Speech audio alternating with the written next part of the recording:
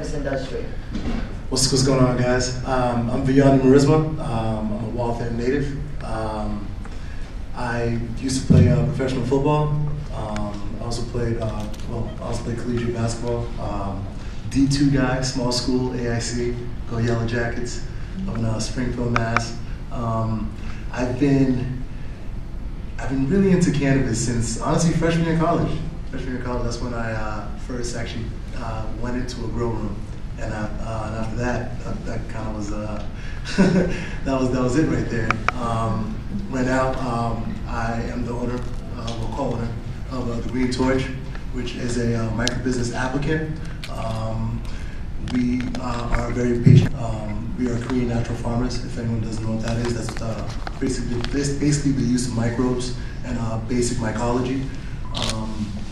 And yeah, first generation American from a strict Haitian household where cannabis is viewed as worse than any opioid known to man.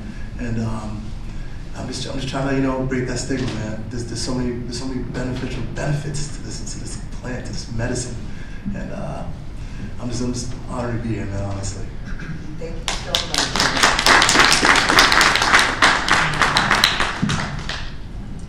Hi guys, my name is Riley Cote. I'm from Winnipeg, Manitoba, right in the middle of Canada.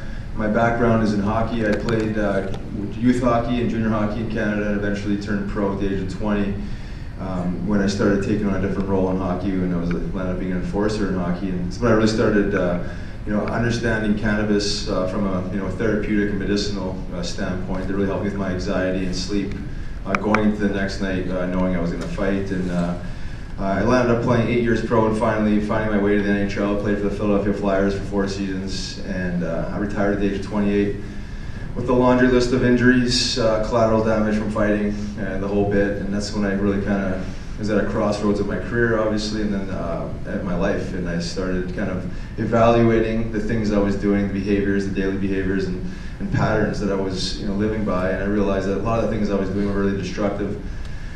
For my physical health, but also my mental health and spiritual health. So I kind of decided to make a lot of changes and go on this more holistic path, and started researching natural medicine, Eastern and Ayurvedic medicine, and started transitioning from whey proteins, animal-based proteins, to plant-based proteins, specifically hemp seed protein, and really got into it from a nutritional standpoint. Again, from the digestibility of it, the omega-3 fatty acids, the whole bit. I was really accustomed to the fitness regimen, but not so much the wellness regimen.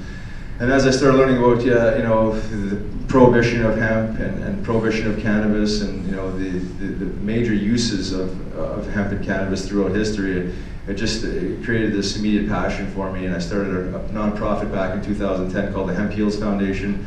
Eventually, my advocacy efforts turned into a group I helped co-found a few years back called Athletes for Care, and landed up using my platform as an athlete, the sports platform, to normalize cannabinoids through sports. So I am in the business of cannabis. I'm involved in 2 different startups. I have a hemp-derived CBD company out of Pennsylvania and Colorado, and I just, my whole thing is just speaking truth and tying in cannabis into more of a proactive and preventative way of life versus so reactive. Yes, it is reactive medicine, but I think there's a whole other conversation about using cannabinoids on the front end of it, whether it's microdosing, whatever have you. But taking care of the human body and mind and spirit, naturally with this plant. So I appreciate you guys coming here today, and I'm happy to be here.